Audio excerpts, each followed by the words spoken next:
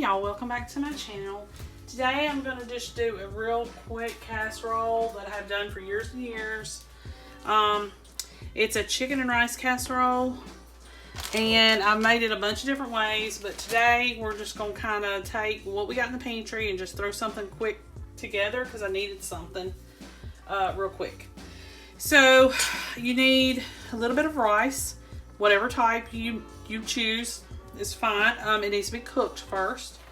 And take some chopped chicken breast. I already had some cooked and put away for just, you know, whatever I needed it for.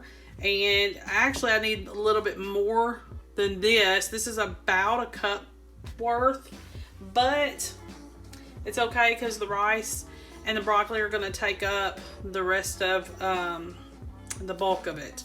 This is just a typical chicken, broccoli, and rice casserole, so it's not anything complicated.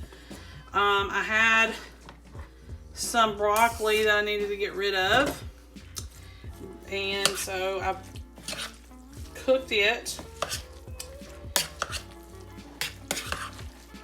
So doing that, you need to preheat your oven to 400. Let's go ahead and do that. I'm sure there's a lot of recipes out there that are very similar, but this is just one that I've always done for my children, and it's kind of evolved throughout the years, different ways. I've used Velveeta cheese instead of cheddar. I've not used any cheese, just, you know, whatever. All right, so I'm gonna put about a half a teaspoon of salt. I wouldn't put too much. As much pepper as you would like, and I'll put a little bit of onion powder in it. You can put garlic powder if you prefer. You don't have to do onion, but I like the taste of it, so I added it. If you add fresh, you need to probably saute it first before adding it. Okay, so I'm gonna add a cream of chicken soup, and I'm gonna add a cream of celery.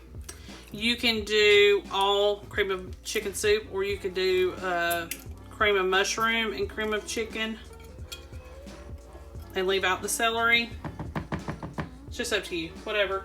The cream of celery gives it sort of a green chilies, like green chilies have been added without the heat. So they give it just like a little bit of a wang at the end.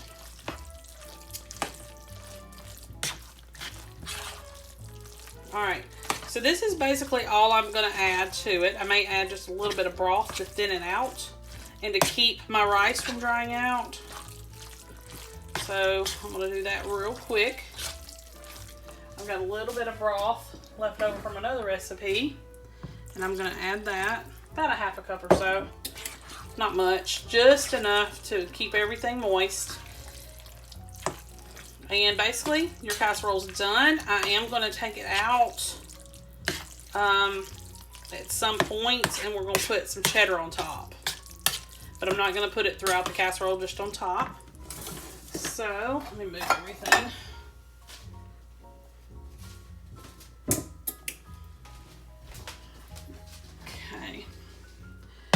Need a 9x13 pan. I would go ahead and spray it just to be on the safe side.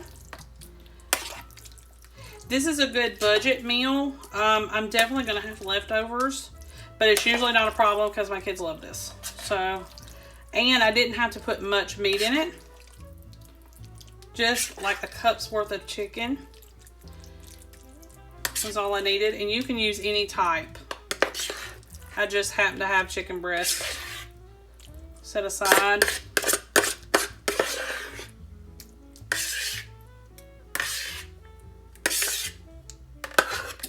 You could probably even use canned chicken. You have to drain it first, and you can use rotisserie. Just make sure that you take the skin off. Okay. I'm gonna bake it uncovered until it's hot and bubbly. And then once it is, we'll take it out. We're gonna put some cheddar on it, and then we're gonna put it back in there. But I will come back and show you that process. Okay, y'all. So 30 minutes or so, and it was warmed up, ready to go. My oven is still on. So I'm just going to put me a little bit of cheddar.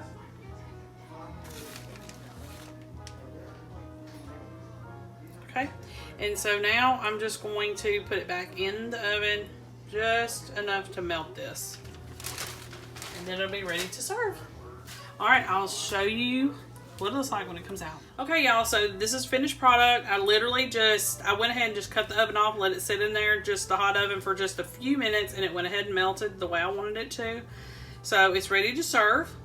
Always a quick and easy throw together. That's why I try to keep at least some sort of cooked chicken around, or maybe some rice that's already cooked. And you can change out the vegetables. It doesn't have to be that particular meat and that particular vegetable, but it's always really simple and easy, and it tastes good. It's got a lot of flavor, and it works really well with a tight budget. And you should have plenty of leftovers for a couple of lunches at least the next day. Make sure you like and subscribe. I'll see y'all next time.